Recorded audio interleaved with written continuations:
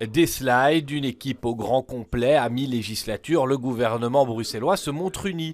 Depuis près de 3 ans, il intègre la famille écologiste qui veut procéder à des switches, c'est-à-dire des changements stratégiques. Et je pense que tout nous montre, la crise Covid, mais aussi aujourd'hui la crise énergétique, les coûts des prix de l'énergie, qu'on doit être plus indépendant, qu'on doit relocaliser une partie de nos activités à Bruxelles. Et ça, on a cessé d'y travailler, y compris pendant la crise. Une crise suite à laquelle Bruxelles a débloqué 250 millions d'euros d'aide et mobilisé beaucoup d'énergie. La région a aussi créé de nouvelles pistes cyclables, dites pistes Corona, appelées à durer. Le rue de la Loi était peut-être la piste cyclable le plus contestée.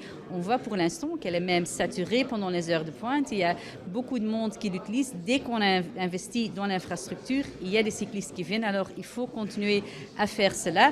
Évidemment, on veut les pérenniser. Il faut faire en sorte qu'ils soient bien réaménagés, que ça soit agréable. Reste que beaucoup de tensions ont marqué la première moitié de législature. Plan taxi, abattage animal, neutralité du service public, budget du métro Nord, entre autres. Mais pas de quoi parler de crise pour les intéressés. Le fait de ne plus travailler qu'à distance, tout ça, ça impacte évidemment la qualité du travail.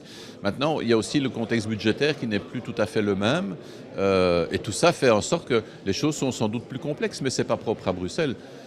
Regardez le fédéral, regardez les autres entités fédérales. On parvient d'accord. Alors, sur tous les sujets, pas encore tout de suite. On doit peut-être encore discuter.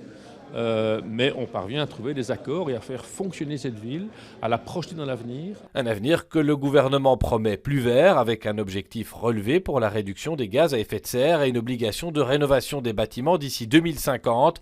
Un avenir plus social aussi, avec un moratoire sur les expulsions, un plan santé intégré et un autre pour la lutte contre le racisme.